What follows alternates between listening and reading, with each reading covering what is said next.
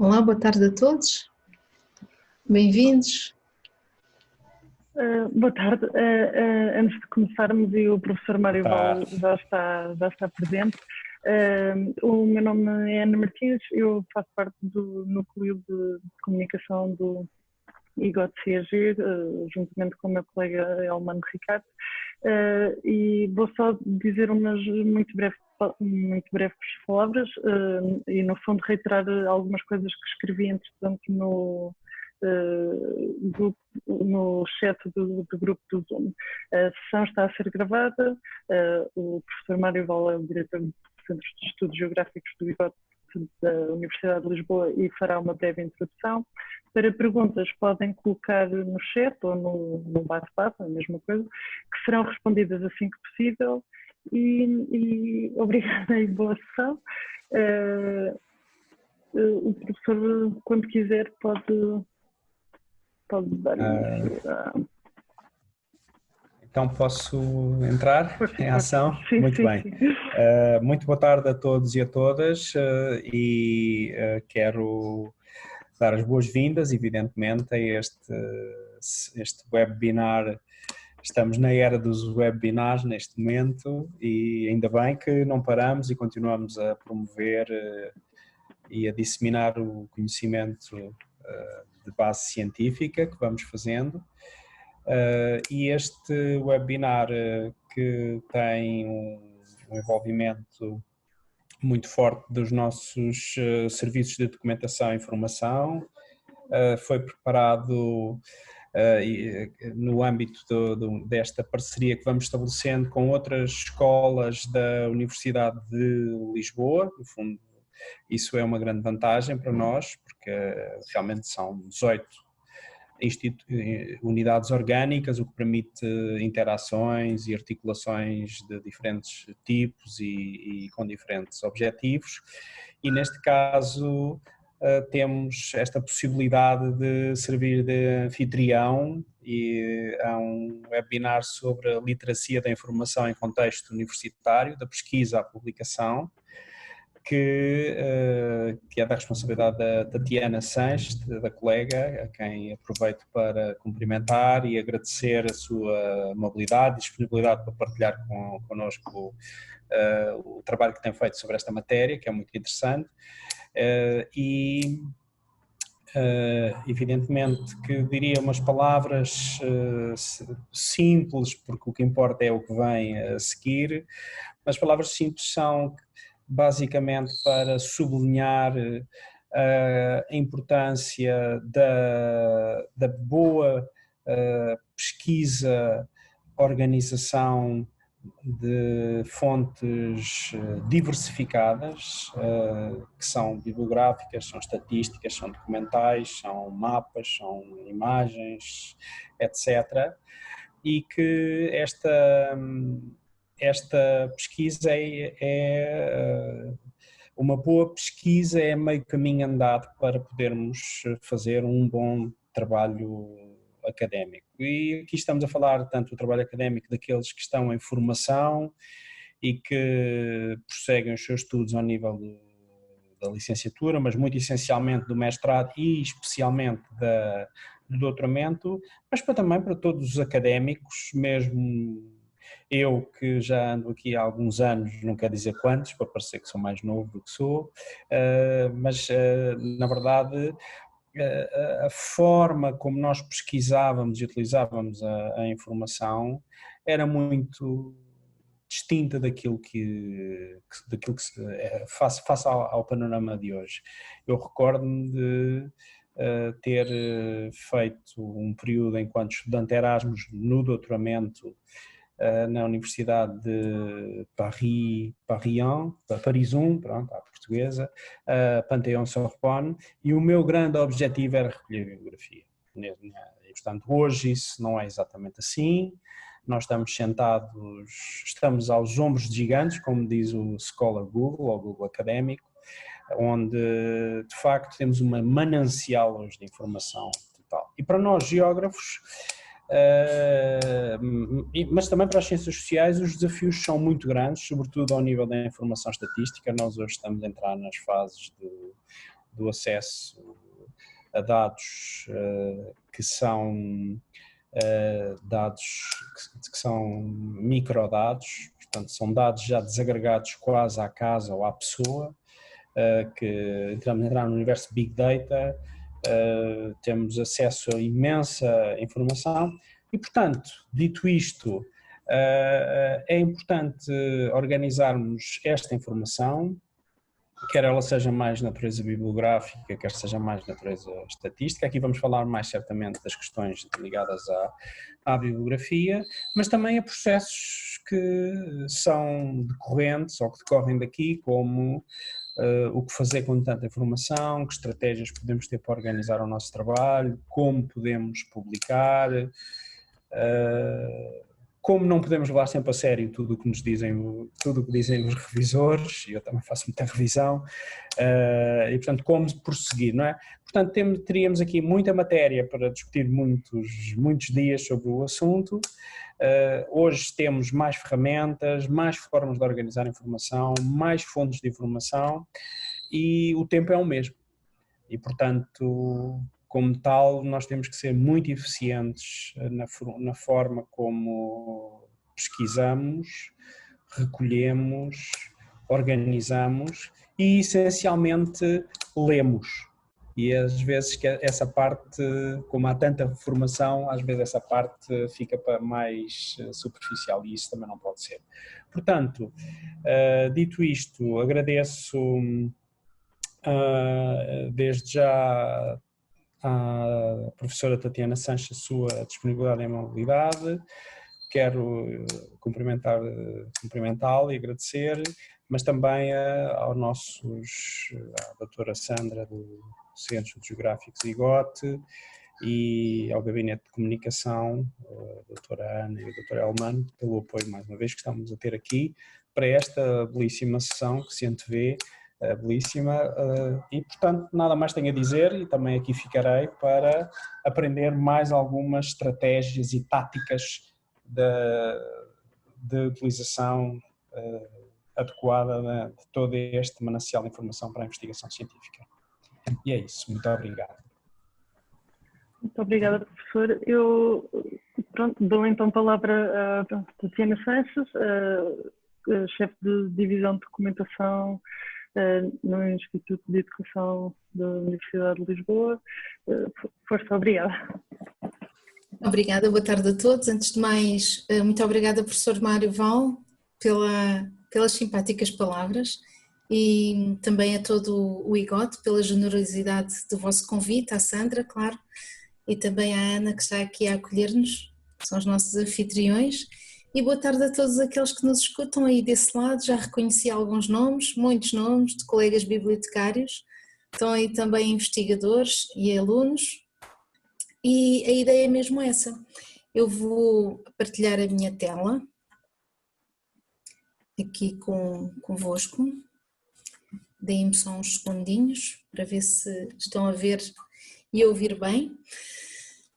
Como a Ana referiu, nós vamos fazer esta apresentação, ela será interrompida por 2 momentos para vocês poderem colocar as vossas questões e deixem-me lá proceder aqui já ao formato de apresentação. E antes de mais dizer que este tema, claro que é muito abrangente, é extremamente abrangente e portanto para ser condensado numa hora eu tentei, digamos assim, dividi-lo mais ou menos em 3 partes. Uma primeira parte de introdução aos conceitos, o que é isto da literacia da informação e depois como é que ela pode interessar todos nós, todos os atores do ensino superior, sejam alunos, sejam docentes ou investigadores, ou também os bibliotecários que colaboram de perto com esta missão do apoio à investigação e ao ensino. Então, vamos já começar, para podermos ter tempo também para um diálogo.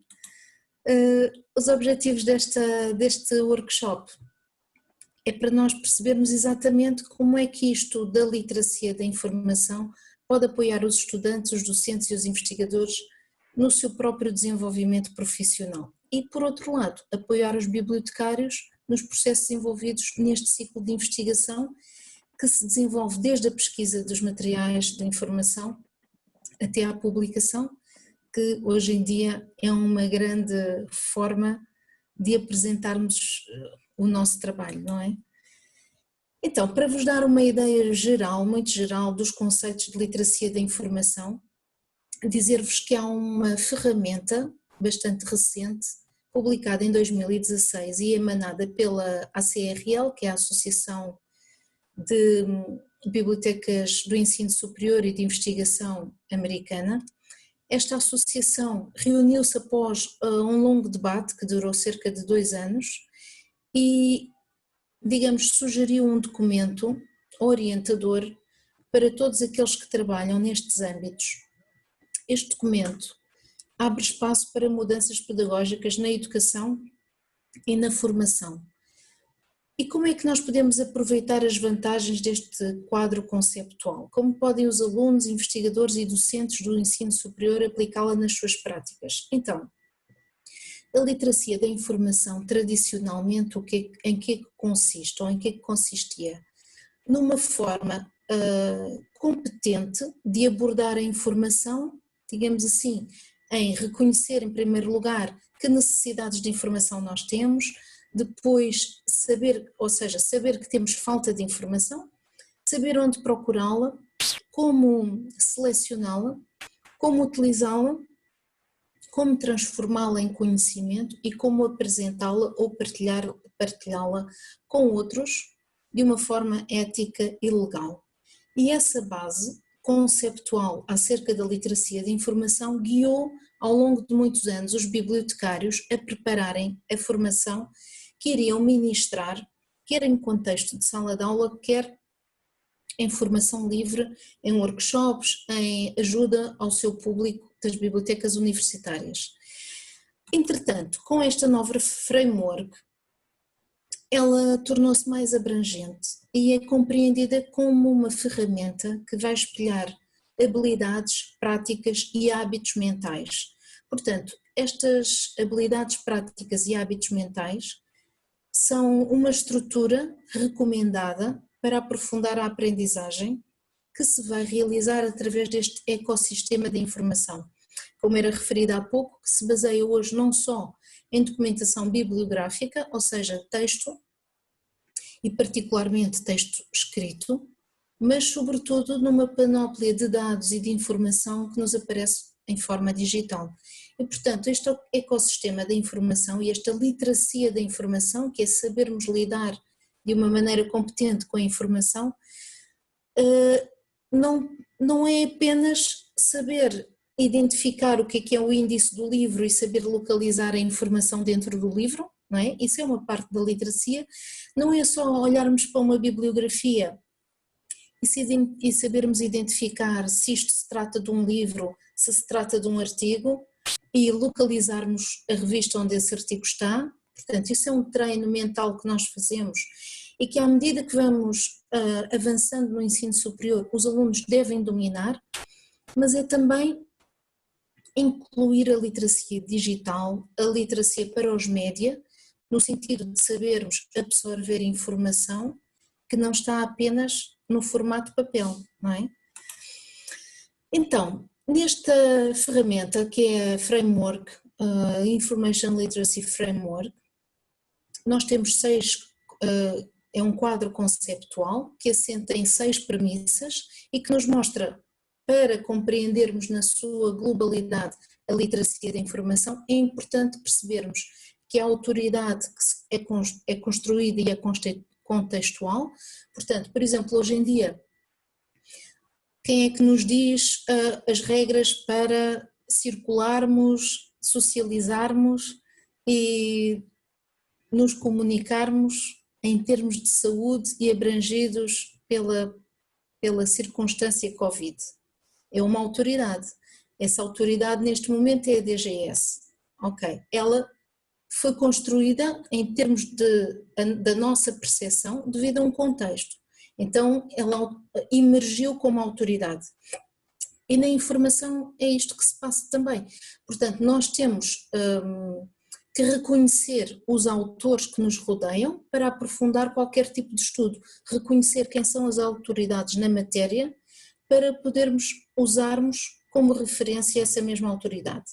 Depois há outras ideias, a criação de informação como um processo, sabemos que não temos logo os resultados no momento imediato, é preciso investigar, é preciso aprofundar, é preciso ir para o terreno, saber, fazer inquéritos, fazer entrevistas. Isto é um processo de construção. A informação tem valor, é também outra premissa importante que nos diz que nós podemos até ter de pagar informação, os bibliotecários sabem disso, porque negociam a aquisição de bases de dados muito caras, de livros eletrónicos muito caros e disponibilizam para a sua comunidade académica. Mas nem sempre esse valor da informação é percepcionado pelos utilizadores finais, não é?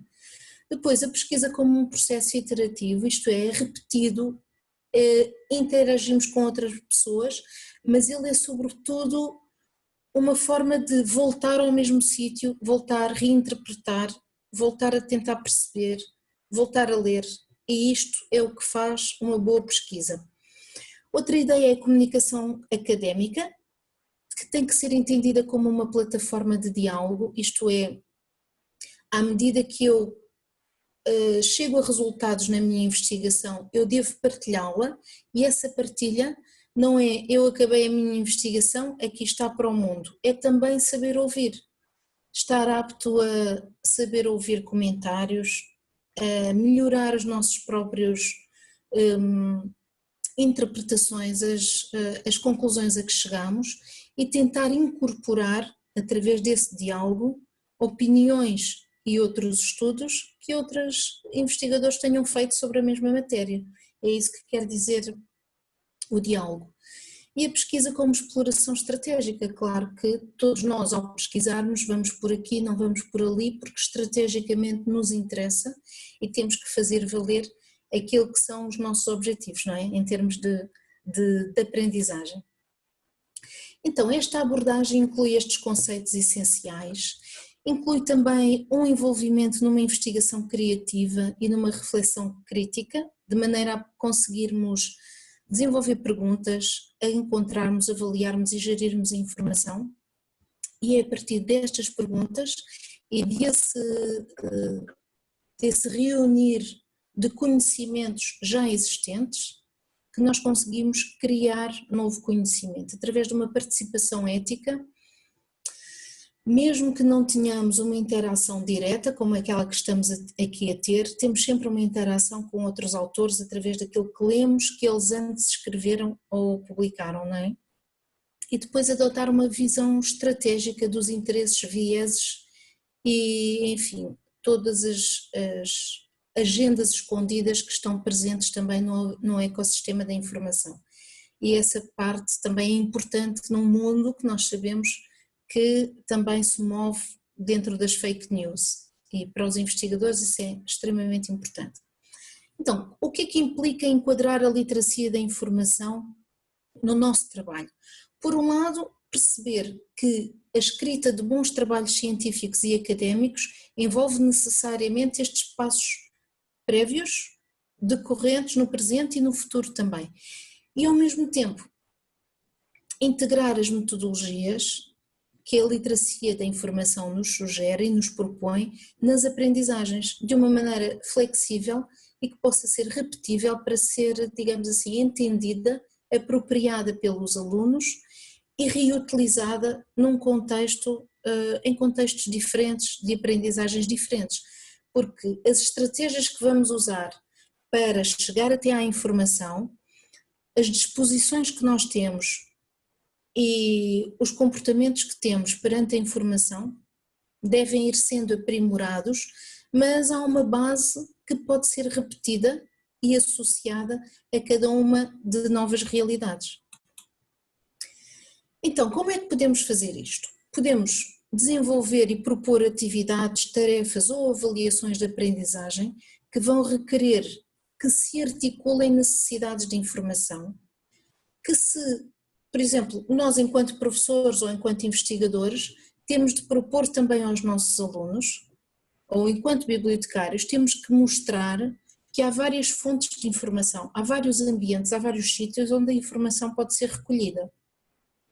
Mas se um trabalho académico não requer à partida e não demonstra que a avaliação vai ser baseada na recolha em múltiplas fontes, esse trabalho não vai ter correspondência àquilo que o docente deseja, não é? Portanto, à partida também deve haver essa explicitação.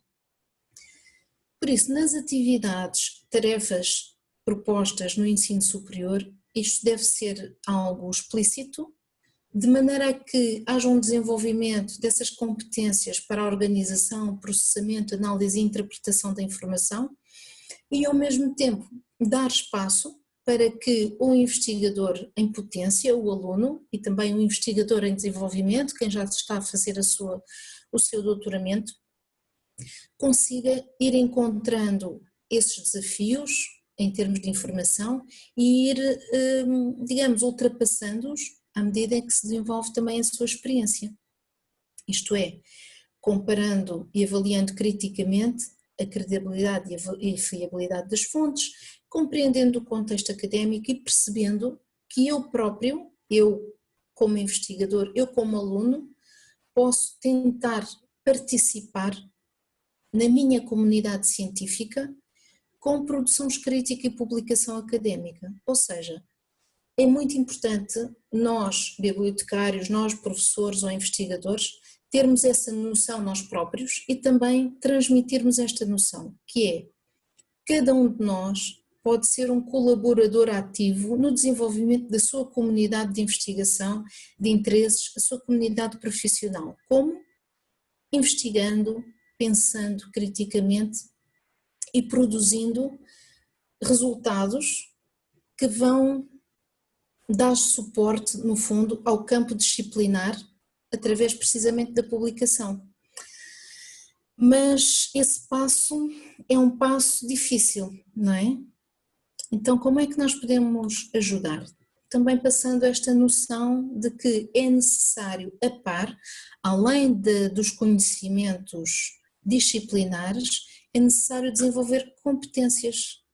Então, estas competências também preconizadas em parte pela framework da literacia de informação que está atualmente em vigor, são estas curiosidade e persistência, saber pesquisar, saber organizar as nossas ideias, escrever com um estilo adequado que pode ser alterado consoante a publicação a quem nos dirigimos, atuar sempre eticamente, dialogar em contexto académico, ter humildade para aceitar críticas, sugestões ou rejeições e ter também resiliência para conseguir superá-las, incorporar essas sugestões na nossa investigação e apresentá-las novamente. E depois ter abertura e conseguir, digamos assim, ter uma voz ativa no meio da nossa comunidade. Então, estou a falar muito, não sei se estou a falar muito rápido, muito depressa, pouco, mas vou-vos dar agora um pequeno espaço para questões. Não sei se alguém quer colocar alguma questão, digam-me por favor. Vou fazer aqui a interrupção da partilha da tela para conseguir ver o chat. Acho que a grande questão neste momento é se o PowerPoint estará disponível. Sim, claro. Não há qualquer problema, o PowerPoint pode ficar disponível através do site do IGOT, ou não sei como é que vocês podem, ou remetê-lo aos participantes, sem problema nenhum.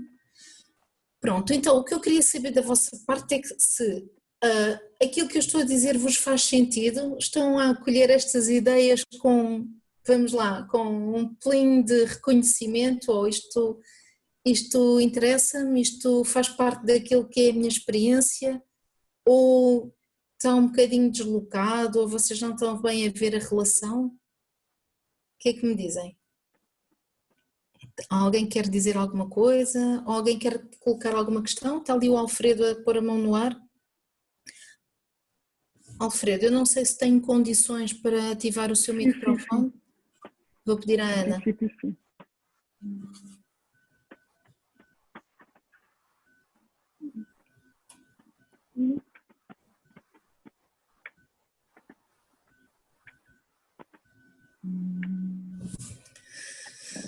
Ok, já estou a ver aqui no chat, obrigada pelo vosso feedback. De qualquer forma, deixa-me ver. Ativar áudio. Eu não sei, Alfredo, tente lá falar, para ver se conseguimos. Acho que não Não. estou a conseguir. Então, pronto, eu agradeço os vossos cumprimentos. Em princípio agora já dá. Já? Já me ouve? Sim, perfeitamente.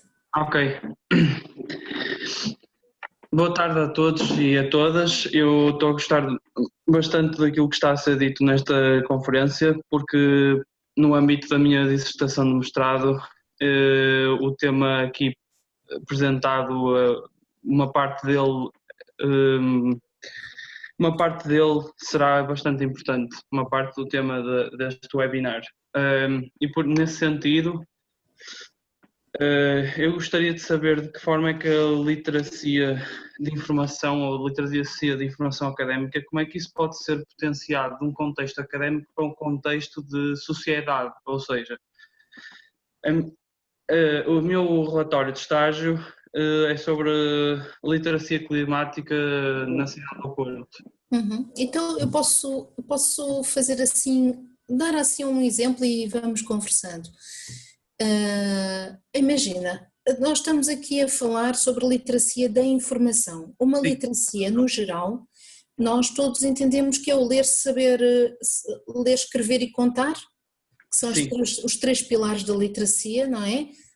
Promovidos pela Unesco, mas num nível mais avançado, quando o conceito de literacia é entendido no plural e passa a ser literacias, ele vem sempre acompanhado com uma componente adjacente, com uma palavra adjacente. No caso aqui usamos a literacia da informação, porque quando ele vem acompanhado, significa que mais do que um conhecimento sobre o tema, nós temos um conhecimento e práticas conscientes e reflexão crítica sobre o tema. Então, dando um exemplo, a literacia ambiental.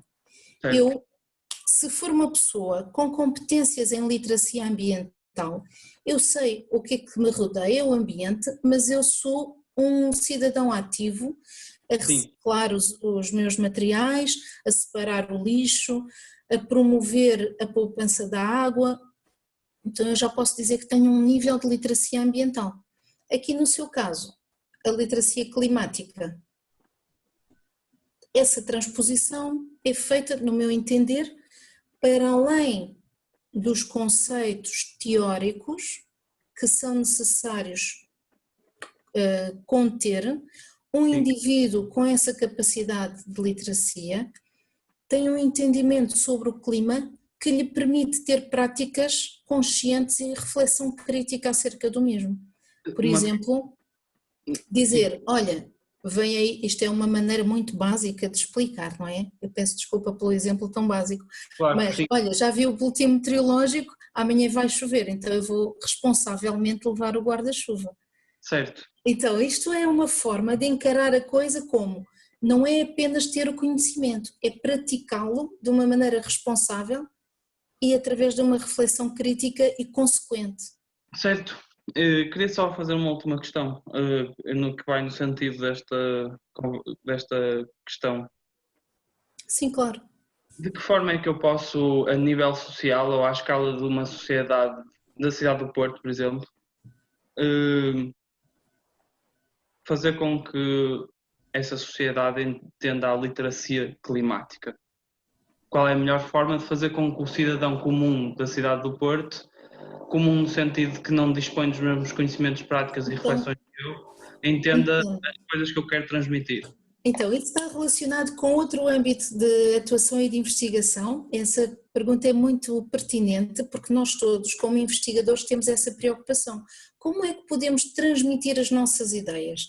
Certo. Então, há aqui um conceito muito interessante que relaciona a investigação às políticas públicas. No fundo, nós como investigadores estamos, imagina um triângulo, nós como investigadores estamos numa ponta do triângulo. Sim. A sociedade está na outra ponta do triângulo. e na outra ponta está a política. Ou seja, as políticas públicas são desenvolvidas com base em investigação, preferencialmente, não é? Nós sabemos que às vezes os políticos encomendam estudos. Não sei se isso é politicamente correto de dizer, mas sim, encomendam para fazer valer a sua própria ação. E essas políticas, ao serem implementadas, então desenvolvem comportamentos na sociedade. E a sociedade, ao fazer coisas, ao afirmar determinados movimentos, faz surgir a curiosidade e faz surgir a investigação. Então isto é um ciclo frutuoso de, enquanto não se investigar, não há mudança social. E isto é um incentivo para si e para todos aqueles que estão a ouvir, que é, primeiro passo, investigar e publicar a sua tese. Isso já está a ser feito. Exato. Segundo passo, ir publicando artigos para formar um mainstream de importância, de diálogo social, de diálogo na comunidade científica, de modo a que comece a aparecer na agenda política. E quando na agenda política isso aparecer, as coisas vão voltar à sociedade. Claro que isto é difícil, por isso é que nós temos que nos afirmar primeiro cientificamente, para sermos reconhecidos, lá está, a autoridade é construída e contextual, para depois nos pedirem estudos que sejam aprovados e reconhecidos socialmente. Exatamente. Ok? Obrigado. Concorda com esta visão? Concordo e obrigado pela sua resposta. Foi Para essa. esclarecido. Então pronto, temos que prosseguir, que eu ainda tenho algumas coisas para dizer, ok? Pedia só que desativasse o microfone e... Há mais alguém? É isso, Ana? Sim, há uma mão levantada metafórica e realmente. Ok, então vamos lá, muito rapidamente. Quem é que está aí? Elman. É o meu colega. Okay. Olá, tudo bem? Olá. Boa tarde, parabéns pelo webinário que é oferecido para o Centro e para o IOT. E muito obrigado por tudo que a senhora disse até agora. Eu notei um detalhe que para mim toca bastante, pessoalmente por causa que nós da comunicação trabalhamos muito com as fake news, não é? A senhora falou assim sobre esse tópico agora há pouco e eu queria perguntar de uma outra maneira, relacionando também um pouco sobre essa questão da fake news, porque a realidade ela pode ser apresentada de várias fórmulas, né? Várias formas, ou seja, sobre vários prismas, né? E nesse contexto que estamos a viver, as informações são múltiplas, principalmente de uma doença que está sendo investigada ainda com bastante pouca informação, na verdade, né? Pouquíssimas informações são exatas, são muito há pouca informação, as informações que estão surgindo, às vezes elas são contextualizadas por políticos ou por autoridades devido à sua posição política, é assim também que elas acabam por fazer, não é? E como, por exemplo, a questão da hidroxicloroquina e alguns resultados já foram apontados como positivos em determinados grupos, outros mais negativos, não é? E assim fica aquele jogo político, não é? E as informações, lá está, são informações que ainda estão em testes. Então, como é que na literacia, a minha pergunta é exatamente isso, como é que na literacia da informação, nós, profissionais da comunicação, podemos fazer com que esta informação tão preciosa, que salva vidas, seja útil para o cidadão comum, para que ele acabe por compreender os riscos ou não daquele determinado valor notícia que nós estamos a passar da ciência que descobriu essa determinada fórmula ou determinado medicamento. Era basicamente isso. Obrigada pela questão. Isso é um tema também que me interessa muito, dava asos a outros webinars, eu já digo outros no plural porque é um tema que dá para muito diálogo, muita conversa. É assim, todos nós temos responsabilidade. A primeira responsabilidade é verificarmos a fonte. Então, só a partir da verificação da fonte de informação, como é que isso se faz? Os boatos espalham-se com muita velocidade e nós sabemos que hoje em dia há investigação sobre isso, sobre as fake news.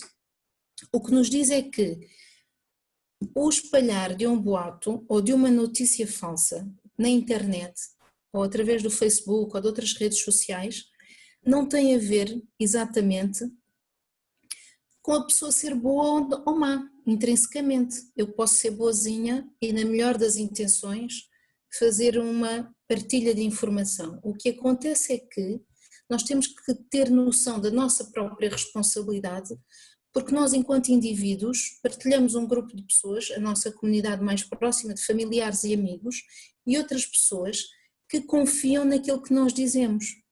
Portanto, ao partilharmos, estamos a pôr um selo de qualidade, ou seja, estamos a dar confiança a quem lê as coisas que partilhamos. Portanto, a minha primeira recomendação é que parem se tiverem um mínimo de dúvida. Depois há outro tipo de verificações, é assim, ou seja, vocês próprios não espalhem, não partilhem e repartilhem informações que não tenham a certeza. Como é que nós podemos verificar? Ir ver se a notícia está difundida por vários meios de comunicação ou não. Verificar, por exemplo, se o nome daquele meio de comunicação é reconhecido ou se é um jornal ou uma revista já, como é que se diz? Já com fama de ser um jornal ou uma revista que espalha boatos. E outra coisa é nós sabermos que há sites que usam nomes de revistas reconhecidas e mudam uma letra ou um pequeno símbolo e usam para disfarçar a sua própria identidade. Então, há sim algumas dicas, há mais, claro, há a tentativa de também perceber, por exemplo, uma coisa muito comum que eu verifico atualmente, a notícia é verdadeira, porém, ela é partilhada hoje e diz respeito a uma informação de há 3 anos atrás. Isso, do meu ponto de vista, falseia a informação, porque ela saiu do contexto e foi partilhada noutro contexto temporal. Então deixou de ser uma notícia que na sua própria palavra diz que é novo. Logo, nós estamos a falsear uma informação apenas por partilharmos uma notícia fora do seu tempo. Ok? Ou então temos que dar a informação, esta é a investigação, esta notícia, porque entretanto aconteceram outras coisas, eu vou já falar disso de seguida, mas isto são algumas ideias muito breves. Eu estou a olhar para o relógio, peço desculpa por estar assim um bocadinho apressada, mas ainda tenho alguns temas para falar que eu creio que são do vosso interesse também. Está bem, Almano? Vou avançar então, fazer aqui a partilha do meu ecrã novamente. Estão a ver bem? Façam só que sim com a cabeça. Pronto, ok, boa. Então, por onde é que nós começamos? Também respondendo um pouco ao Alfredo e indo na sequência daquilo que é a literacia da informação e partilhar o nosso conhecimento, a partir da pesquisa. Pesquisar é mesmo o primeiro passo para a escrita científica e académica. Então, perceber que há essa necessidade de informação e tentar procurar onde é que há informação mais pertinente. Claro que são em fontes de informação autorizadas. Tudo o que é documentação emanada de organismos oficiais já passou por um crivo, já tem mais autoridade. E depois tudo o que são revistas e publicações científicas, claro que têm outro tipo de autoridade, têm também um crivo, há um peer review, uma revisão por pares, e portanto, quando selecionamos e quando instruímos os nossos alunos a procurar informação, temos de os direcionar para bases de dados autorizadas com informação de qualidade. Não é apenas, vá ao Google, ok? E o que é que são isto de fontes de informação? São todas as coisas que se encontram em bibliotecas. O que eu costumo dizer é que nós podemos querer fazer uma receita, não é? A nossa receita é a nossa tese ou dissertação. Nós podemos fazer um bife com batatas fritas e leva 2 ingredientes, mas se quisermos uma coisa mais gourmet, temos que adicionar condimentos, especiarias, isso é toda a informação que há em dados estatísticos, em enciclopédias, em artigos, em relatórios técnicos, etc. É isso que enriquece um trabalho de investigação. Não só as fontes primárias que nós vamos criar através de entrevistas, recolha de dados de questionários, dados estatísticos, são fontes primárias, mas também fontes secundárias, que são livros, artigos, dicionários, etc. E finalmente todos os interfaces aos quais nós podemos aceder e que nos dão informação acerca da própria informação, sobre a sua fiabilidade, não é? Por exemplo, através do número de citações, sabemos que aquele autor está a ser reconhecido pela comunidade e é um autor autorizado. Então, pesquisar passo a passo no âmbito académico é também percebermos cronologicamente o que é que nós temos de entender, definir o tema, enunciar a pergunta de investigação, identificar os principais conceitos e depois construir a expressão de pesquisa para eu próprio perceber como é que eu vou pesquisar esse tema, definir até que profundidade é que eu vou querer informação, depois estreitar ou alargar a pesquisa, desenhar mapas de conceitos, enfim, há várias estratégias para eu ir aprofundando a minha pesquisa. A ideia é que esta pesquisa também sirva, não como um fim em si mesma, mas para o fim de escrever. Escrever é o nosso propósito. Se nós começamos a pesquisar e demoramos 3 anos a pesquisar, nós estamos a usar a estratégia de adiar sucessivamente o nosso objetivo. Então, antigamente íamos para a biblioteca, tirávamos fotocópias, não é? E criávamos assim uns caixotes de fotocópias que punhamos no cantinho do quarto ou do escritório para depois ler, porque tínhamos que fazer uma tese. Hoje em dia vou fazer download e acumulamos pastas e pastas de informação sem verdadeiramente a enfrentar. Então a minha recomendação aqui é que, primeiro, vamos nos cingir ao que nos interessa. Se é uma coisa que tem uma relação distante, não vamos guardar. Vamos ver, eventualmente tirar uma anotação, mas não vale a pena fazer download. Isso só nos vai causar trabalho mais tarde, para o qual nós não vamos estar dispostos, não é? Entretanto, também é importante perceber a pertinência das fontes de informação de acordo com uma linha do tempo, isto é, aquilo que o colega há pouco, Elman, dizia sobre as notícias falsas, também tem a ver com esta linha do tempo. No primeiro dia em que há uma notícia, ela só é acessível em termos de fonte de informação através da rádio, da televisão ou das redes sociais. É assim que nós conhecemos e nos apropriamos de uma notícia. Portanto, não há nenhum livro escrito sobre isso, não há nenhuma base de dados onde se encontrem coisas sobre esse assunto. À medida que o tempo vai passando, o que esta linha de tempo mostra é que há um amadurecimento necessário, uma consolidação que é necessária para que haja confiabilidade científica nas fontes de informação. Por isso é que é preciso deixar estabilizar, não é? É preciso a poeira assentar para haver investigação sobre determinados temas. Não vamos fazer uma tese em cima do joelho de um dia para o outro sobre o Covid, porque o Covid está na moda, acho eu. Primeiro temos que reunir informação de uma forma aturada, não é? Aprofundada, com muitas fontes e depois percebemos o que é que eu quero fazer. Mas essa informação não pode ser baseada apenas nas notícias da rádio ou da televisão ou nos jornais diários ou semanários, de um dia para o outro. Vamos ter que aguardar que haja investigação atualizada, publicações governamentais, sites oficiais que se pronunciem para podermos ter material de qualidade sobre o qual vamos investigar. Enfim, estes são alguns tópicos para que nós possamos perceber, não é? Como é que vamos depois encarar a informação. Também podemos olhar aqui para esta grelha e perceber que há alguns critérios, estes servem para qualquer tipo de fonte de informação e também para as fake news.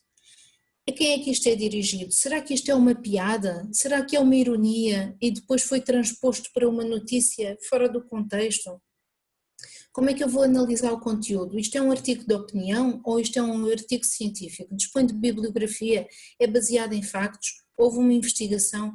Então isto são formas de nós avaliarmos também a informação. Portanto, resultados de pesquisa devem obedecer a estes critérios: autoridade, relevância, rigor e atualidade. ok? A atualidade era como eu dizia, se nós partilhamos uma notícia 3 anos depois, ela não é exatamente verdadeira ou fidedigna. Ela foi no momento em que foi publicada. Portanto, outra das coisas muito importantes para que nós consigamos participar da nossa comunidade de conhecimento científico de uma forma ética é a importância da referenciação e da citação. E isto é uma forma de também gerarmos transparência na produção e partilha do conhecimento.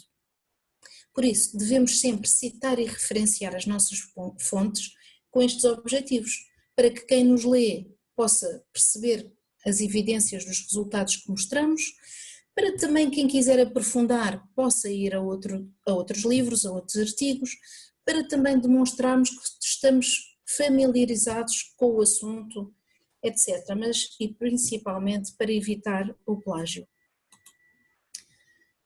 E para que é que precisamos de publicar? Lá está, tem a ver com aquela ideia que o Alfredo dizia, para disseminar o nosso trabalho, para influir em comportamentos sociais, para discutir implicações do trabalho, para progressão na carreira, enfim, há muitos motivos que nos impelem à publicação. Eu agora vou saltar as questões, porque já queimámos o tempo, mas no final abro novamente, ok? Então, como autor, normalmente nós deparamos-nos com muitas dúvidas existenciais, já começamos a pensar, mas será que o que eu vou escrever é pertinente? Será que interessa a alguém? Será que é válido? Será que é de qualidade? Primeiro temos que fazer-nos a nós próprios várias questões. Eu tenho uma ideia, essa ideia interessa-me? Tenho alguma coisa para dizer? Depois posso perguntar, essa informação já foi publicada? Se já foi publicada há um certo interesse, porém também não posso dizer o mesmo que outro já disse exatamente como ele disse, não é? E em que formato é que foi divulgada? Houve um vídeo, houve uma recomendação, houve um relatório, então eu posso investigar e publicar um artigo científico. Quem são os destinatários? Eu estou a escrever mais para divulgação científica geral, estou a escrever para os meus pares, então isso também me vai fazer procurar a revista mais apropriada para eu publicar. O que é que eu devo considerar nas características da revista? Se trata de uma revista que é mais voltada para a investigação aplicada ou se é mais teórica e que acolhe artigos de investigação básica, se é mais especializada ou genérica, que formato é que ela tem de publicação, às vezes pode ter ambos, pode ser em papel e eletrónico, se para que a leiam é preciso haver uma subscrição, uma assinatura, ou se ela está livre de acesso aberto na internet. E depois é assim, claro que no início nós vamos procurar revistas com qualidade e com fator de impacto, mas não nos podemos também deixar enganar por fatores de impacto ou ficarmos desmoralizados porque todas as revistas com fator de impacto têm um índice de publicação abaixo de 10%. Então imaginem, 100 pessoas mandam para lá um artigo, 90 são rejeitados. Também temos que ter noção destas coisas e ir experimentando, ir testando, ir ganhando experiência com toda a naturalidade. Como é que nós podemos melhorar as hipóteses de aceitação de artigos que propomos? A qualidade da escrita é extremamente importante, a pertinência e a relevância do tema. Normalmente há indicação como é que se diz? O âmbito da revista. A revista ela própria tem uma descrição dos temas que acolhe e que privilegia. Além disso, nós podemos também fazer uma exploração pelos números anteriores para ver se temos essa correspondência. A qualidade e demonstração dos resultados, as implicações, enfim. E depois há uma coisa muito importante, é que temos que seguir exatamente as normas da revista. Isso é muito importante, normas para os autores. O número de caracteres do sumário, o número de palavras, o formato das figuras, das legendas, o formato das referências. Às vezes basta a formatação estar incorreta para um artigo ser rejeitado. Os editores nem se dão ao trabalho de ler o artigo, estando a formatação errada. Portanto, Se nós formos mais preocupados com estas coisas que à partida não é o mais importante, vamos ter maiores hipóteses de aceitação também. Dicas para escrever. Ser claro, objetivo, conciso e usar um estilo de escrita simples. Não é preciso dizermos, eu tive essa dificuldade, porque eu venho das letras, e para explicar qualquer coisa gosto muito de explicar bem, mas de uma forma com alguma complexidade. Então, às vezes tinha frases que ocupavam o parágrafo inteiro. Quando nós transpomos isso para a língua inglesa, é extremamente difícil para um pensamento em português transpor ideias para fases curtas, mas isso temos que treinar também. Depois é assim, sermos coerentes ao longo de toda a publicação. Não ser repetitivo, não misturar coisas irrelevantes, os verbos também de uma forma adequada, não é? Conjugados no passado para procedimentos descritos e no presente para resultados obtidos, parágrafos curtos para transmitir uma ou duas ideias no máximo e escrever na terceira pessoa. Os dígitos também com valores iguais ou superiores a 10 devem ser em números, não é? Em dígitos, e quando é 1, 2 ou 3 é por extenso. Repetir-se termos científicos, sabemos que a nossa audiência conhece o tema, senão nem sequer ia ler o nosso artigo, então não vamos tratar também como se fossem totais desconhecedores. Vamos recorrendo a exemplos, não deixar conceitos importantes para o fim ou descritos de forma abstrata. Escrever de uma maneira atrativa, que faça prender a atenção do leitor. Claro que para quem tem mais dificuldade de escrever, deve deixar-se escrever ao correr da pena e editar e cortar só no final. Aqui está um exemplo de uma estrutura para um artigo científico, com uma introdução que deve dar a resposta a algumas questões de partida. Depois uma revisão de literatura que vai enquadrar o tema, explicar o debate internacional sobre a matéria, vai também fazer uma abordagem teórica ao assunto sobre o qual nos debruçamos. A seguir fazemos uma parte ou capítulo de metodologia. Este esquema é para um artigo científico, mas pode também ser associado a uma escrita de uma tese ou de uma dissertação. Há sempre um capítulo de metodologia onde nós explicamos como é que vamos fazer a nossa investigação.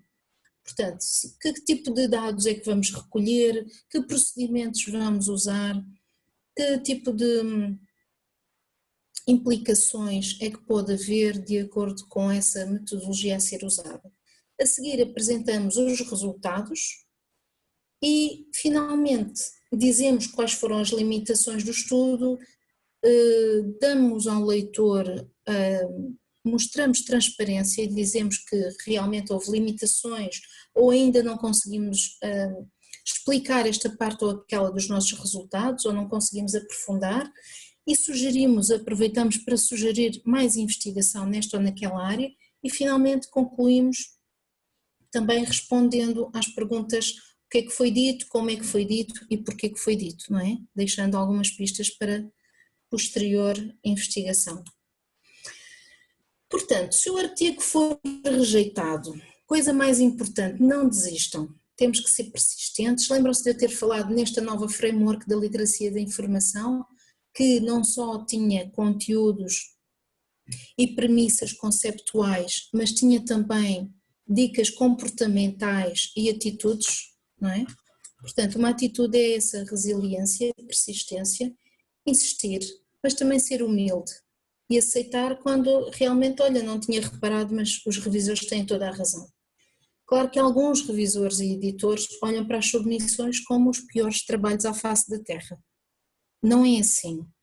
Por vezes até não há espaço naquela número da revista e eles simplesmente rejeitam a situação. Se a ressubmissão for encorajada, aproveitem as dicas para as correções e se a ressubmissão não for incentivada de qualquer forma, aproveitem as dicas e as críticas para tentar reformular o artigo e submetê-lo a uma outra revista. Isso é muito importante, não desistir. Finalmente, estou mesmo a entrar na minha fase final da apresentação. Perceber que isto tudo também está interligado com a ciência aberta, que é também um outro ecossistema da informação, onde nós, de uma forma aberta, partilhamos resultados da investigação.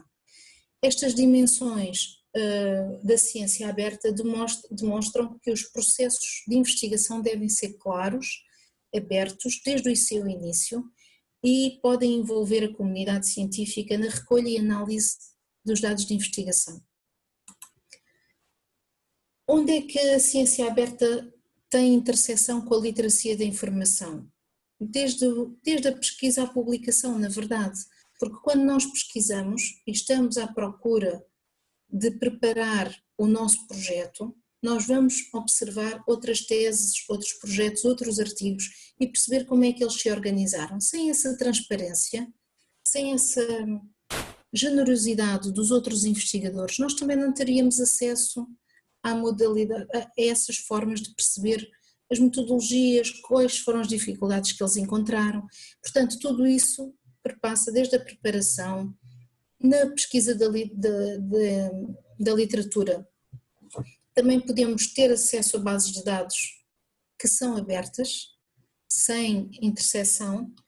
Também podemos ter essa interseção, não é? Ao escrever, citar, publicar, as revisões de pares abertas, enfim, todas essas situações que hoje em dia nós percebemos que são requisitos para os investigadores, para os alunos, para os professores e que nós também nos temos que capacitar para podermos atuar com consciência dentro deste âmbito que é cada vez mais exigente.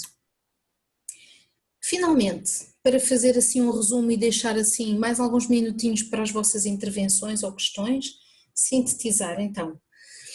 Percebemos que a natureza da literacia da informação é transdisciplinar, ou seja, é aplicável a qualquer área do conhecimento e, portanto, ela, sendo flexível, transferível e aplicável, é adequada a quaisquer matérias de ensino.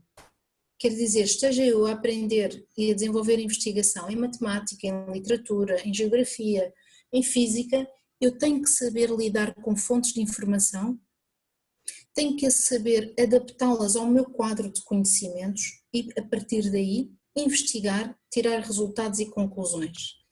A colaboração dos bibliotecários apresenta vantagens significativas porque os bibliotecários conhecem recursos informacionais de forma aprofundada, lidam com plataformas várias e sabem poupar passos na exploração estratégica e na pesquisa.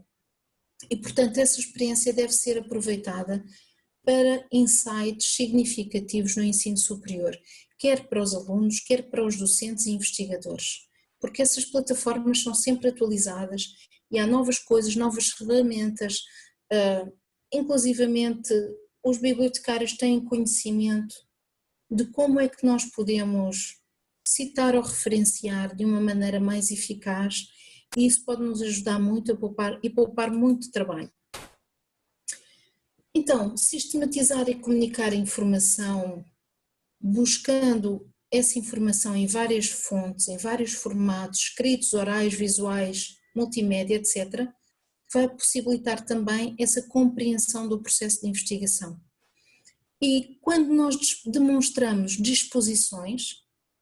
determinadas disposições para este tipo de trabalho, espírito investigativo, resiliência, confiança, resolução de problemas, vamos estar também a desenvolver habilidades para usar de forma segura as tecnologias na pesquisa da informação e a desenvolver uma atitude de confiança que vão valorizar a aprendizagem, a nossa própria aprendizagem, mas que também podem ser reutilizadas, estas competências que nós desenvolvemos neste contexto, podem ser reutilizadas noutros aspectos do nosso dia-a-dia, socialmente, para pararmos, pensarmos, refletirmos e aplicarmos conhecimento de maneira crítica.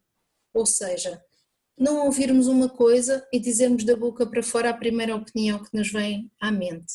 Isso não é espírito investigativo. Espírito investigativo é: vou ouvir, vou refletir, vou perceber onde é que há mais informação sobre este tema e depois sim vou pronunciar-me e dar a minha opinião fundamentada com uma observação crítica, ok? E pronto, fico por aqui, espero que tenham gostado, vou-vos dar a palavra. Está aqui um livro que eu editei com outros dois coautores, a Maria da Luz Antunes e o Carlos Lopes, que também são investigadores como eu e bibliotecários como eu, então nós partilhamos a experiência de escrever um livro chamado Improving the Academic Writing Experience in Higher Education, foi publicado ano passado, e muita da informação que eu transmiti aqui é o que está nesse livro, mas o mais importante aqui, o que eu queria deixar-vos era inspirados.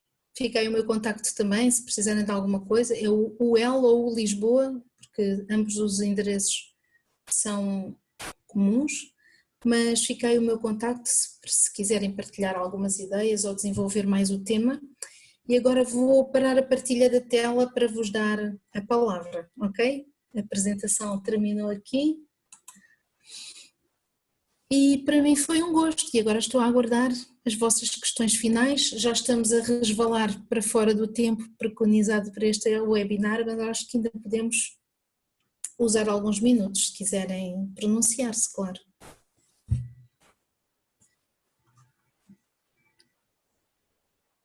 Alô, alô?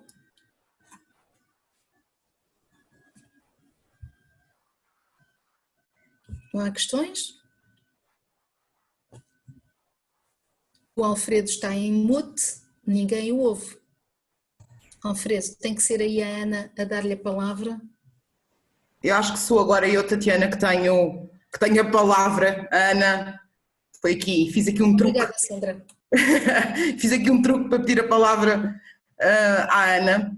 Bom, antes de mais, agradecer-te, obviamente, seguindo as palavras do professor Mário, mas também aproveitar esta ocasião que estamos aqui, que temos alunos e que temos investigadores e que estamos, e bibliotecários como nós, para lançar aqui um bocadinho uma questão que no meu caso me apoquenta sempre um bocadinho, que é esta questão da literacia da informação. Eu concordo contigo, acho que o bibliotecário tem muito a dizer nesta questão, mas é a forma como nós conseguimos chegar com tudo isto que acabaste de dizer e que eu acho que é super importante, conseguimos chegar aos nossos alunos, porque como tu sabes, e a tua experiência há de ser muito parecida com a minha, uma vez que ambas somos da mesma casa, de escolas diferentes, mas da mesma casa, os nossos alunos vão cada vez menos à biblioteca, não é? E interpelam-nos cada vez menos, pelo menos os nossos interpelam-nos cada vez menos.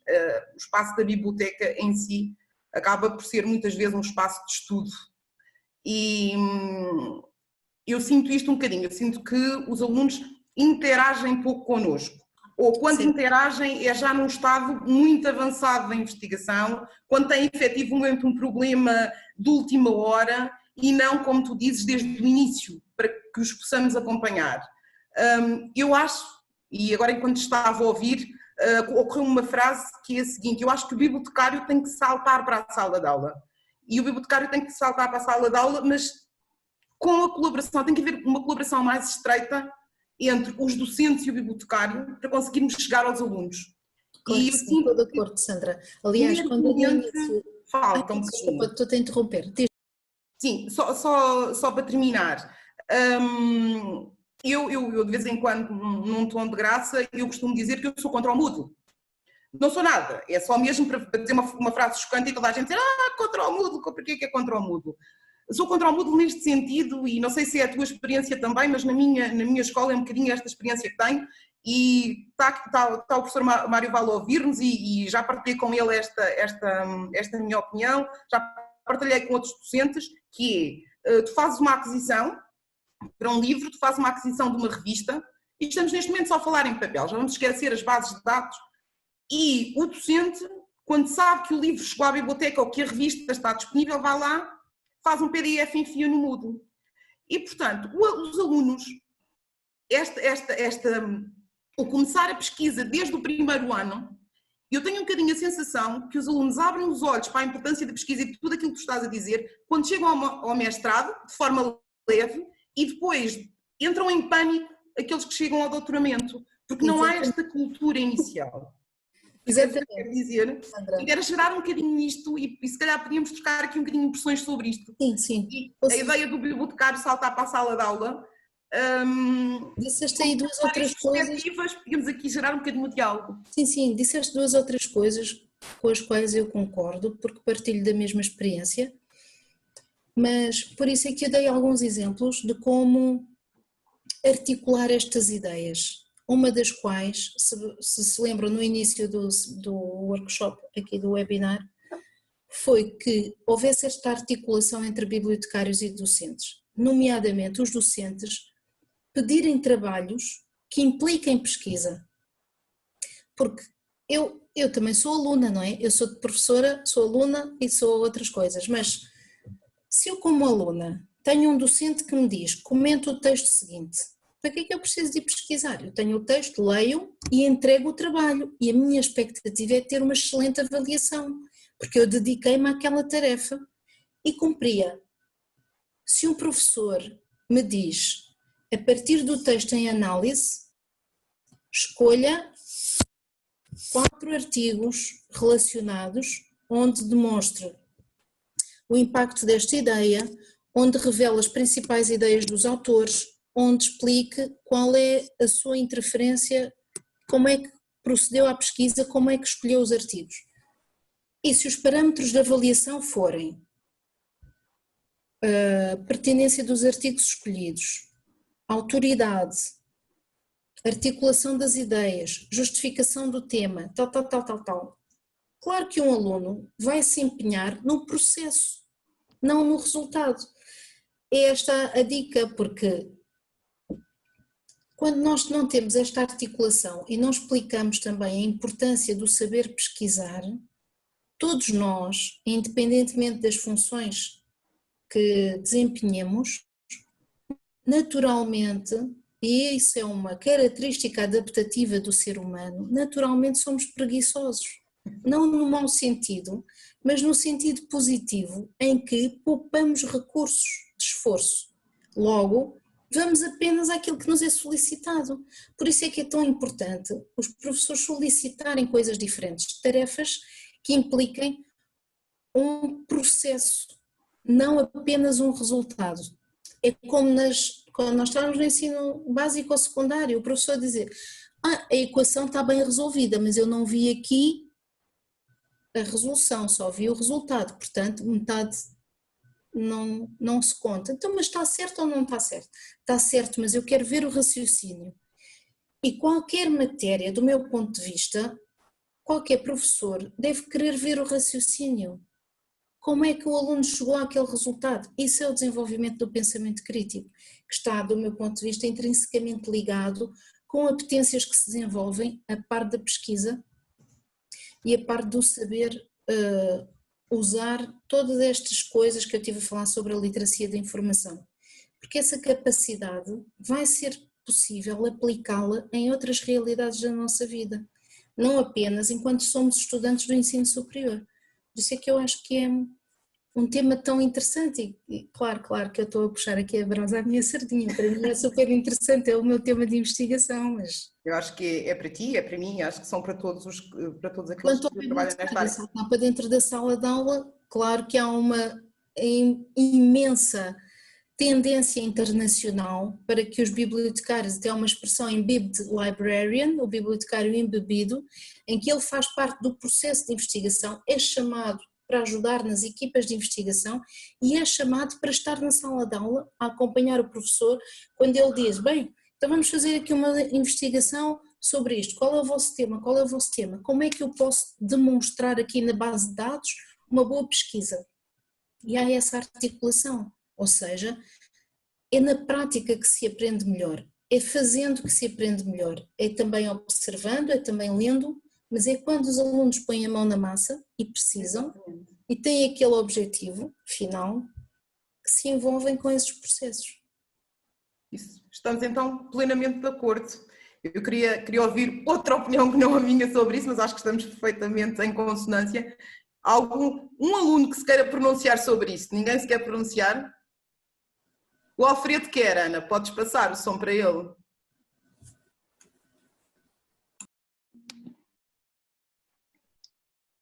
Só um segundo.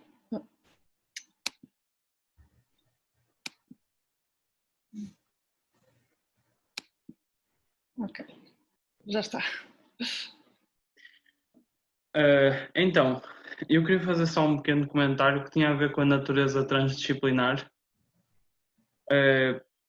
Eu acho que, eu não sei se estou certo, mas foi Karl Popper quem defendia a transdisciplinaridade do conhecimento e que as equipas de investigação devem ser multi ou transdisciplinares.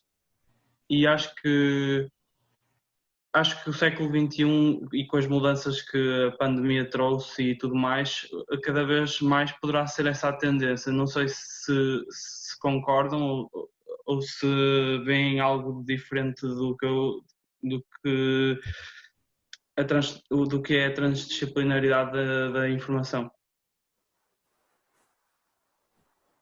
Não, é isso, é isso. Qualquer disciplina pode concorrer para...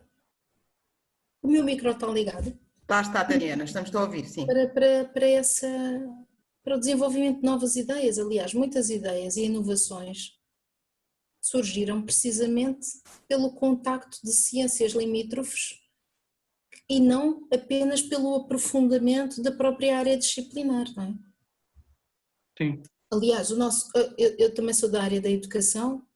O grande educador Piaget tinha uma formação em biologia e os sistemas e a observação do crescimento e das interações biológicas é que o fez transpor essas ideias para as etapas de crescimento e desenvolvimento na criança.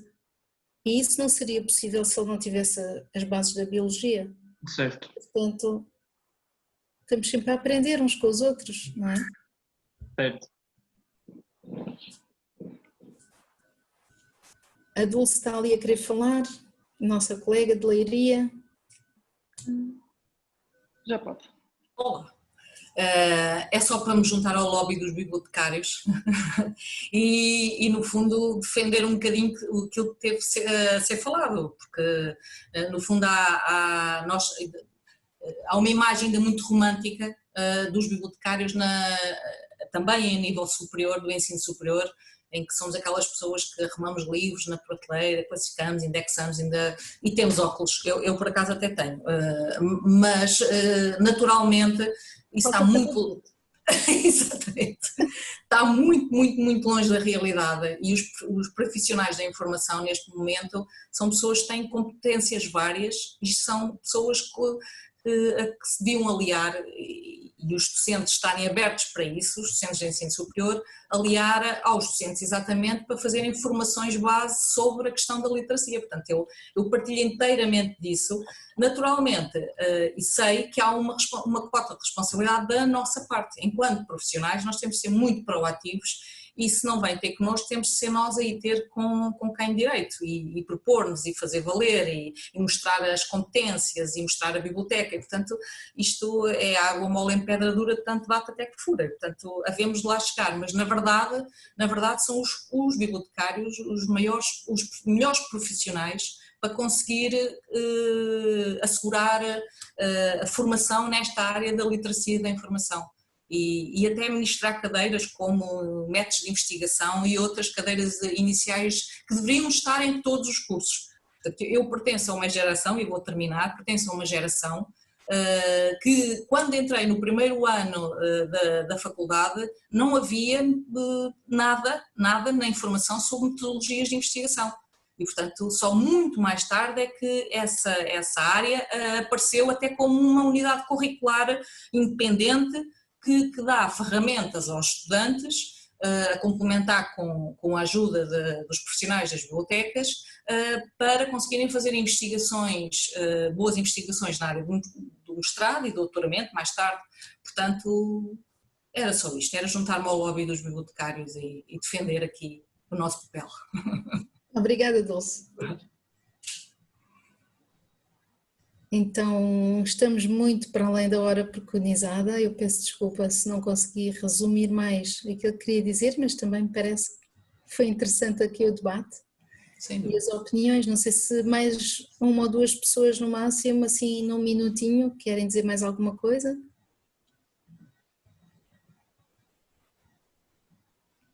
Eu vou enviar a apresentação para a organização e depois a organização redistribui para os participantes. Pode ser assim?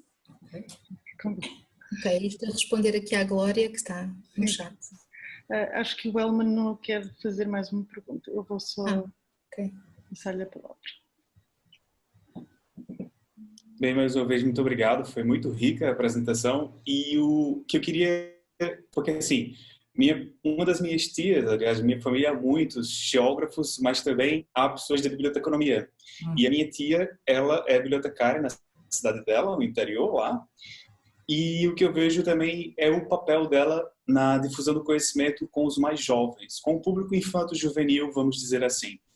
E a parceria que há, porque ela trabalha inclusive numa biblioteca municipal, então a parceria que há para que essa biblioteca seja cada vez mais visitada e seja também utilizada como fonte de trabalhos escolares dos alunos da rede pública de ensino, tanto o ensino primário quanto o ensino secundário.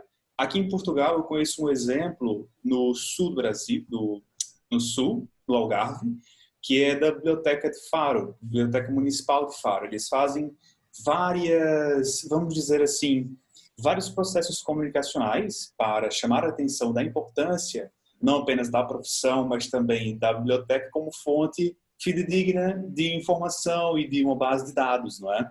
Então, eu queria saber, assim, como é que a senhora observa essa importância do papel social que a biblioteconomia, no caso, a biblioteca pode desenvolver para a sociedade, Claro que sim, num contexto mais local.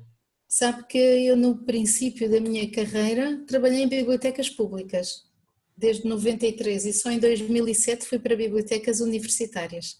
Então eu estou muito bem ciente do papel importantíssimo que as bibliotecas públicas têm socialmente e da influência e impacto que têm em múltiplas gerações, porque trabalha-se com desde bebés até idosos, passando por todos os espectros. E aí também há um trabalho importante em literacia da informação, num nível mais específico, que é a literacia da informação começa só por simplesmente explicar que um dicionário se organiza por ordem alfabética. Isso é literacia da informação. Que para encontrar o nome de um autor numa enciclopédia devemos procurar no apelido e não no nome próprio. Isso é literacia da informação. Que a localização dos livros está por ordem temática e depois dentro do tema vamos encontrar o detalhe. Então todo esse trabalho é base para aprofundar, porque é um trabalho que vai, quer dizer, essa aprendizagem do utilizador é um trabalho cumulativo. Se os nossos colegas bibliotecários na base, e aliás os escolares também, os bibliotecários que trabalham nas escolas têm muito essa função e têm uma função mais ainda alocada à aprendizagem. Se esse trabalho não for feito, para nós no ensino superior vai ser bem mais difícil. E no ensino superior, aquilo que eu me deparo é também aquela experiência que a Sandra relatou aqui, que é primeiro e segundo ano, o aluno é dono do mundo, não precisa de nada nem de ninguém. Chegando ao terceiro ano, o que é que eu vou fazer no mestrado? Começa a despertar. Chega ao mestrado, onde é que é a biblioteca? Espera, afinal eu preciso de outras coisas, sem ser aquilo que os professores transmitem na aula. E quando chega ao doutoramento, infelizmente, eu tenho assistido a experiências um pouco dramáticas, e isto é um campo muito sensível de comentar e de partilhar, mas há experiências dramáticas no bloqueio relativamente à escrita académica, porque a escrita não foi ensaiada e treinada para ser uma atividade de autoria própria, foi treinada e ensaiada para ser uma atividade de reprodução. Então, por isso é que eu digo que há aqui um papel, uma componente muito importante no desenvolvimento do pensamento crítico e da autoconfiança no estudante. E essa autoconfiança desenvolve-se a partir do fomento de competências. Se a pessoa se sente incompetente a procurar qualquer coisa, ela não vai sentir-se confiante para escrever uma matéria sobre aquele assunto. Por isso é que eu digo, nós temos aqui como bibliotecários uma proposta, não é? Uma missão, um objetivo, um desiderato para colaborarmos para isso, porque depois a consequência disso, as consequências mais graves disso são desistências de alunos de doutoramento, que nós não queremos, ninguém quer. Diga, Elmana, diga.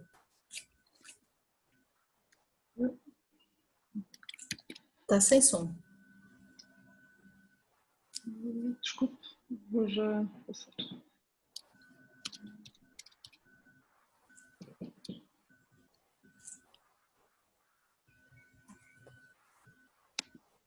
Agora sim. Então, a senhora vê, por exemplo, uma boa alternativa a por exemplo, um pai ou mesmo porque isso tem que começar dentro da família, não é? E a senhora vê uma alternativa que os pais estimulem como primeiros educadores, né, na casa, a criança na leitura daquele livro e o estímulo do comentário, uma espécie de recepção crítica, não é? Isso também está estudado, também já foi um tema do meu interesse de investigação há uns anos atrás.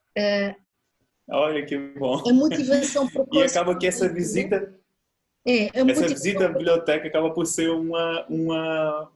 como a ida a um supermercado, né? A pessoa vai e busca mais e mais e mais, não é? Certo, é uma das estratégias. Outra estratégia essencial, extremamente importante, é a leitura em voz alta, nomeadamente antes de adormecer, de pais para filhos. É a literacia familiar, que é um exemplo que fica como que inculcado no cérebro. E o que é que isso faz? Faz com que não só as competências de leitura se desenvolvam de uma maneira mais rápida e mais significativa, ou seja, a compreensão da leitura é assimilada com maiores níveis de competências, como também faz com que esse elemento é preditor de maior sucesso académico. Quer dizer que os alunos que em família são estimulados a ler e aqueles cujos pais lhes leem mais precocemente são aqueles que previsivelmente terão mais sucesso académico no futuro. Porquê? Porque as estruturas cognitivas, as ligações do cérebro foram feitas numa altura apropriada. Então, como essas ligações vão ser estimuladas de outras maneiras, em níveis mais avançados, elas já estão preparadas. E se nós chegamos ao 8º ano e um menino não sabe ler, isto é, não sabe ler entre aspas, não é? Não tem velocidade de leitura, quer dizer que não passou das fases de leitura que devia ter passado, porque nós sabemos que há uma leitura mais mecanizada, depois há uma leitura de interpretação e de compreensão e depois há uma leitura automática. E não se chega à leitura automática, ou seja, nós olharmos para uma coisa, absorvermos o sentido, interpretarmos de maneira automática aquilo que lá está dentro, dito, sem estarmos a soletrar. Então a soletração e o entendimento dos signos é uma fase que é preciso passar rapidamente, é como andar de bicicleta. Se nós estamos sempre a procurar o equilíbrio, nunca mais vamos andar. E na leitura é a mesma coisa, se estamos sempre a estacar sílaba a sílaba, não entendemos o que é que aquilo significa. Só quando ganhamos velocidade é que conseguimos passar ao nível seguinte, que é da interpretação. Então, isto para dizer que esta matéria também é muito grata para mim, porque também já estudei sobre isso, mas enfim, eu vou-me dispersando, eu já estudei sobre muitas coisas que têm a ver com leitura, promoção da leitura, crianças e jovens, grupos de leitura e agora estou mais na escrita. Mas está tudo relacionado, no fundo. Bom, eu vou só colocar aqui, por um bocadinho, ao contrário do Elmano, eu vou recuar, em vez de, vou aos mais velhinhos, uma questão que eu acho, e que também é da prática, esta conclusão, é que aquilo que estivemos a dizer até aqui, da falta às vezes de um bocadinho desta literacia da informação mais vincada durante licenciatura, eu vou falar só da licenciatura, mas alunos nossos que no final da licenciatura arranjam normalmente um local de trabalho, a experiência que eu tenho é que esta falta de experiência em pesquisar, em pensar num problema e encontrar as fontes para o resolver que não lhe são dadas, a tal reflexão de que a Tatiana falava, se reflete algumas vezes quando entram para o mercado de trabalho e regressam à universidade, não regressam à biblioteca, infelizmente, regressam à universidade para que os docentes lhes indiquem como é que é de resolver um problema ou onde ir buscar a informação. E para mim isto é reflexo daquilo que estivemos a dizer até aqui. Eu acho que esta questão da pesquisa, se colocar mais, os alunos começarem a preocupar mais a partir do mestrado e do doutoramento e não haver todo um processo desde a licenciatura. Isto é uma constatação, é muito frequente ouvirmos um aluno dizer voltou, sim, então vim cá porque estou a trabalhar no assunto X e vim a tentar perceber se o professor X ou H me indicava umas fontes de informação, me dava aqui uma achega de como é que eu havia de resolver esta questão. E, portanto, para mim, isso é um reflexo de não ser um processo. Aquilo que eu digo é que o processo tem que vir do primeiro ano. E eu acho que não há. Acho que há um facilitismo inicial, que era o que a Catarina dizia, primeiro, segundo ano, quando chegam ao terceiro, há ali uma preocupação, mas que rapidamente se resolve. Porque isto pode ser pouco bonito dizer, mas eu acho também que comparativamente, por exemplo, com a minha geração e com a tua, Tatiana, que somos mais ou menos da mesma idade, os nossos alunos hoje em dia são um bocadinho levados ao colo. E eu acho que falta aqui esta ser uma coisa sistemática. Também tem outros desafios, eu diria que também tem outros desafios, mas... Eu acho que uma coisa não invalida a outra. Sim. E lá estamos. Eu ia aproveitar para fazer uma ponte que não fiz, e eu creio que estão algumas pessoas aqui do âmbito dos estudos geográficos. Sim. Fazer uma ponte em relação à aprendizagem e à capacidade de interpretação, que é, nós também sabemos que quando não nos são colocadas desafios e situações para as quais temos que nos preparar e passar a compreender aquele tipo de linguagem, como é a linguagem nos catálogos, nas bases de dados, etc., enquanto pudermos evitarmos, nós evitamos. Nos estudos geográficos há um exemplo que eu gosto, que é a capacidade de olhar para uma planta ou para um mapa não é inata, é adquirida. E essa representação, quando nós finalmente, e isto acontece em criança e vai-se desenvolvendo, não é? À medida que nós somos capazes de interpretar um mapa, conseguimos ir daqui para ali. Agora, quando um adulto chega a um metro de Lisboa e não sabe em que estação está, não sabe interpretar para onde é que quer ir e usar essa informação visual para geograficamente ter uma reflexão e tomar uma decisão, é exatamente a mesma coisa. Era disso que estávamos a falar, exatamente. Isso tudo é informação. A informação está num contexto, quando nós nos apropriamos da forma de representação de um mapa, sabemos interpretar qualquer tipo de mapa. Em princípio, não é? Porque o tipo de estrutura de pensamento que é usado é o mesmo, portanto vamos transpor. E o que eu digo é que na literacia da informação é um processo semelhante. Se nós sabemos pesquisar bem, vamos conseguir usar essas competências, mesmo que não conheçamos uma determinada base de dados, um catálogo, uma coisa diferente que nos surja à frente, nós não vamos temer perdermos no meio daquela informação, porque temos os rudimentos da interpretação e da capacidade de decisão em relação às nossas ações. Por isso é que é tão importante fazer com que estas aprendizagens sejam transversais em várias áreas disciplinares e adequá-las ao contexto. Dizer, estamos em geografia, olhem, literacia de informação adaptada ao vosso contexto é isto, é usar este exemplo. Literacia de informação adaptada a outro contexto é outra coisa, mas os rudimentos estão sempre lá, então acho que é isso.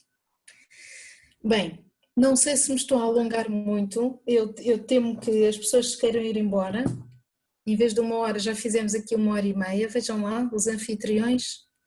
É que Eu vou-me calar, porque senão estaríamos aqui as 2 toda a tarde. Fazemos isso no outro dia. Marcamos um só para nós as 2. Ok, obrigada à Glória, obrigada à Dulce, à Vera, à Sandra, ao Alfredo, à Mónica. Obrigada a todas as pessoas que se pronunciaram, Ana Laura. Fiquem atentos, porque não vamos ficar por aqui. Fiquem atentos, porque não vamos. Não é, Ana? É verdade, é verdade. É verdade. Portanto, aguardem notícias novas, nossas, porque mais dia menos dia vamos ter aqui outra conversa muito agradável como esta. Obrigada, Tatiana, mais uma vez. Para mim foi um gosto. Quero agradecer novamente o vosso convite, à Sandra pelo contacto que me fez e pelo convite que gentilmente me endereçou, e também à forma agradável como decorreu esta sessão. Obrigada à Ana por ter permitido aqui tecnologicamente estas interações. Obrigada ao professor, ele entretanto já teve de se retirar, mas a Maria José também digo um olá. Ela que foi uma antiga aluna e professora aqui da vossa escola, que é bibliotecária atualmente, está aqui a assistir. E para mim, como sabem, é um gosto partilhar estas coisas. Eu tenho muito entusiasmo pela área das bibliotecas e também por estes temas de investigação, e acho que sinceramente acredito que nós podemos fazer a diferença. Nós, cada um no seu âmbito de atuação, não é? Nós pessoalmente, como alunos, como professores, como investigadores, podemos ir retransmitindo alguma informação e dizer também que isto tem uma certa complexidade, mas é alcançável. Não é nenhuma barreira intransponível fazermos um mestrado, fazermos um doutoramento, trabalharmos e publicarmos. É possível, milhões de pessoas já o fizeram, portanto cada um de vós e de nós consegue fazê-lo, ok? Queria deixar esta última nota de confiança e olha, de alguma inspiração para que mais tarde vocês se lembrem de algumas coisas que foram aqui ditas, mais em jeito de diálogo do que de aula, ok? E obrigada, fico por aqui. Adeus, Tatiana, obrigada. Obrigada Boa tarde a todos.